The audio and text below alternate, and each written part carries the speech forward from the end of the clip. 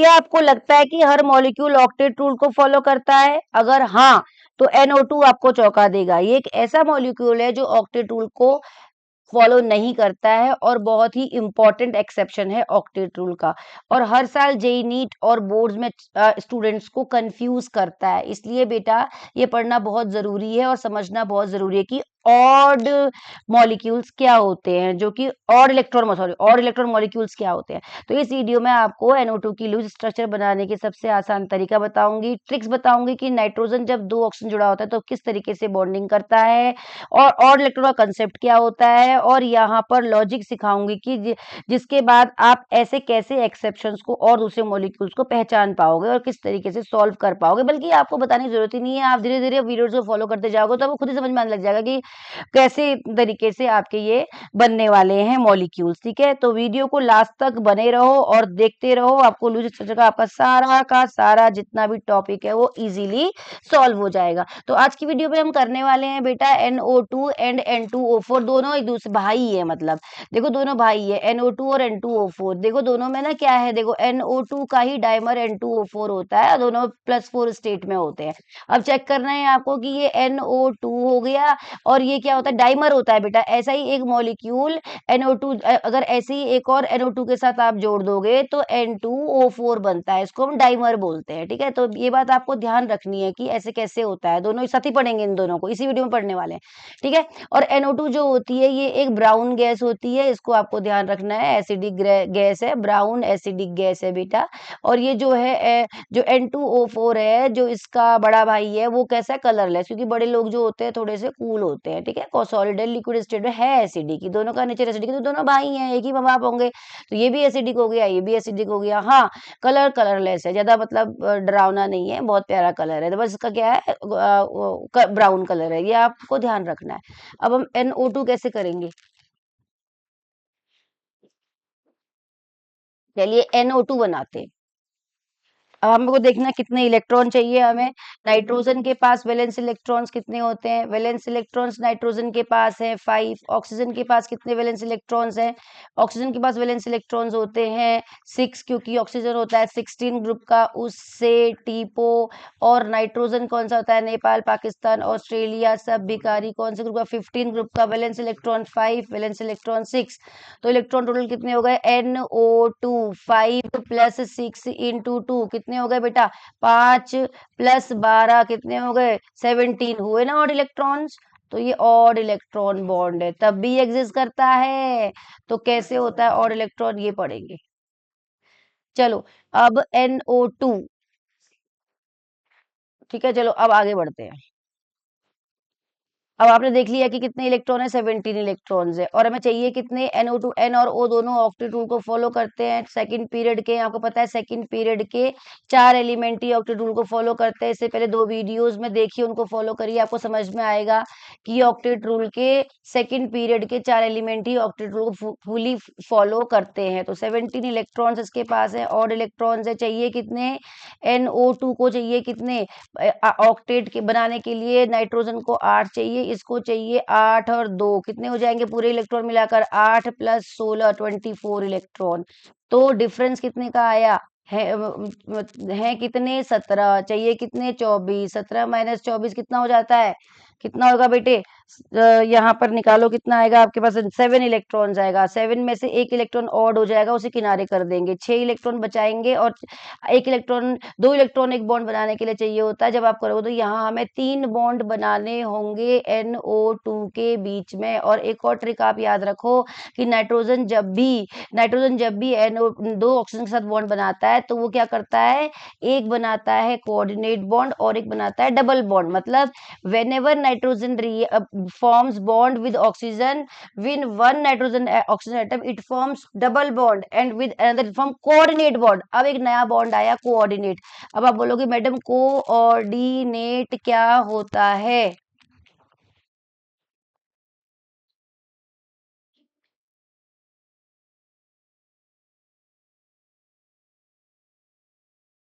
ये क्या है, 8 इलेक्ट्रॉन चाहिए, बच्चा बोल रहा है कि ये 8 इलेक्ट्रॉन, ये क्यों लिखा है तुमने, तो ये oxygen oxygen octet rule follow करता है, इसे ऑक्टेट करने तो चाहिए कितने, 8 चाहिए, नाइट्रोजन को भी तो 8 चाहिए। पहले इसके 17 हमने ऐसे निकाला NO2 वैलेंस इस पे कितने होते हैं, वैलेंस कितने होते हैं 5 होते हैं, इसमें कितने होते हैं 6 इंटू 2 17 18 17 इलेक्ट्रॉन्स हो गए और यहाँ पर कितने हो गए 24। आप सीधा ये बोल रहा है बच्चा कि आप 8 इंटू 3 का, हाँ ये भी कर सकते थे, दो एक दो तीन एटम हो गए, तीन एटम है तो तीनों को 8 8 इलेक्ट्रॉन चाहिए, तो ये भी कर सकते आता तो वही, चाहे कैसे भी करो। अब ये कोऑर्डिनेट बॉन्ड है। कोऑर्डिनेट बॉन्ड क्या होता है आप ध्यान रखो बेटा, कोऑर्डिनेट बॉन्ड में आपको पता है कि एक बॉन्ड बनाने के लिए दो इलेक्ट्रॉन चाहिए होते हैं। कोऑर्डिनेट बॉन्ड में अगर आपने ए और बी के बीच में एक बॉन्ड बना रखा है ना, समझ लो, उसको डिटेल में मैं बताऊंगी, तो जो शेयर्ड पेयर होता है वो एक का ही होता है। ये पूरा कंप्लीटली इसको दे देता है पर लेता नहीं है, शेयरिंग नहीं होती है, सिर्फ अपना बॉन्ड देता है बस, लेता नहीं है वापस। अभी समझोगे नाइट्रोजन में, तो इसको बोलते हैं donor acceptor relationship. Donor acceptor relationship मतलब एक देने वाला होता है और एक कंप्लीटली लेने वाला होता है। इस बॉन्ड को बोलते हैं कोऑर्डिनेट बॉन्ड। ये भी शेयरिंग मतलब कोवेलेंट बॉन्ड में ही आता है। ठीक है, तो ऐसा कब होता है जब नाइट्रोजन दो ऑक्सीजन के साथ में जुड़ा हुआ होता है। तो ये वाली यहाँ पर ना कोऑर्डिनेट बॉन्ड बच्चों को बहुत अच्छे से समझ में आता है, तो इसके यहाँ पर जो कंसेप्ट है वो लिख लो। When nitrogen reacts with, when nitrogen forms bond two oxygen atoms, जब नाइट्रोजन दो ऑक्सीजन एटम के साथ में लुईस स्ट्रक्चर बनाता है तो it forms double bond with one oxygen atom and coordinate with other bond with other. तो ये कहानी वही है, coordinate bond with other oxygen atom, कहानी वही है। सब में एक ही कंसेप्ट चलता है, केमिस्ट्री कंसेप्चुअल होती है। देखो क्या होता है, अभी मैं आपको बता चुकी हूँ कि, अरे यार ये क्या हो गया,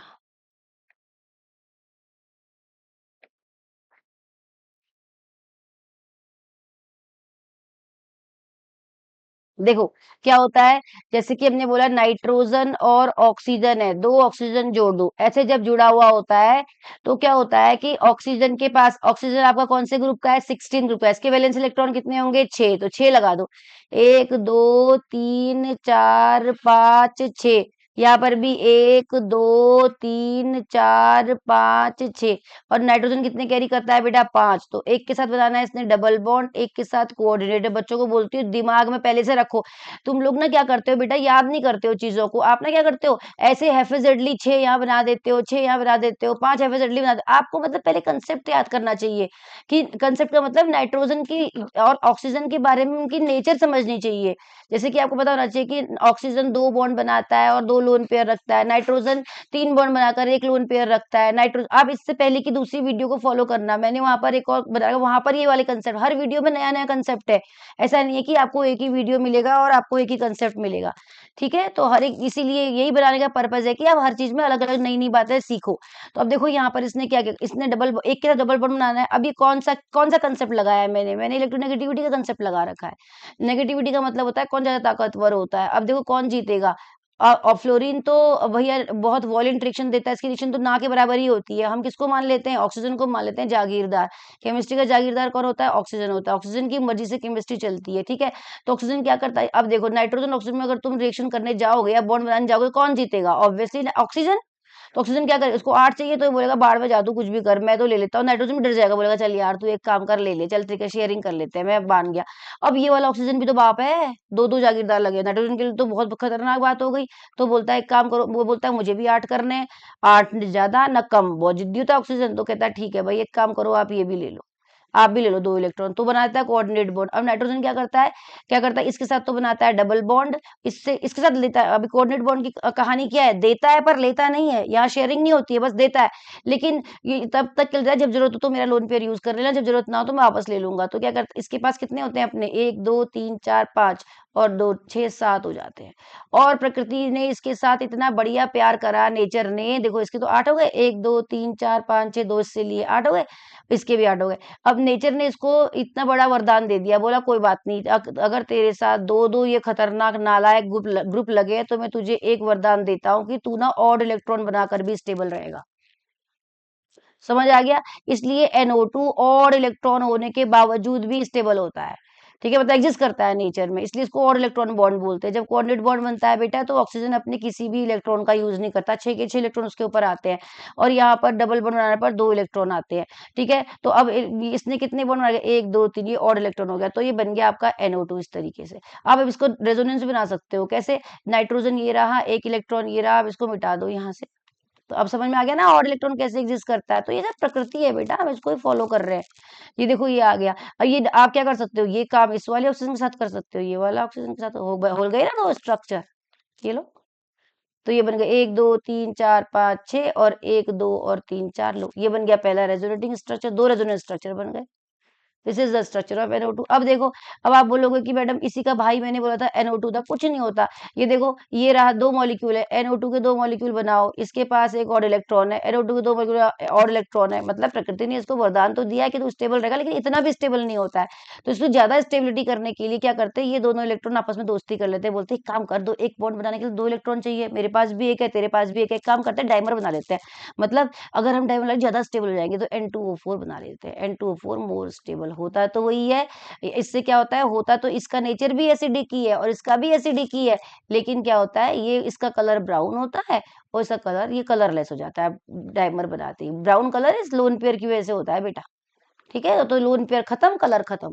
ठीक है, तो N2O4 बन जाता है। तो ऐसे करके आप वो करेंगे, चीजों को याद करेंगे, फटाफट NO2 बना लेंगे, N2O4। लेकिन अगर आपको अगर N2O4 अलग से ऐसे ही लुईस से जानना है तो मैं नेक्स्ट वीडियो में आपको समझा दूंगी। ठीक है, तो ऐसे वीडियोस को फॉलो करते रहो, मजे आ रहे हैं, छोटी छोटी वीडियोस बनाने हैं मुझे भी, और आप भी फॉलो करते रहो बेटा सीरीज को। Okay, bye bye, take care, मिलते हैं नेक्स्ट मॉलिक्यूल में नेक्स्ट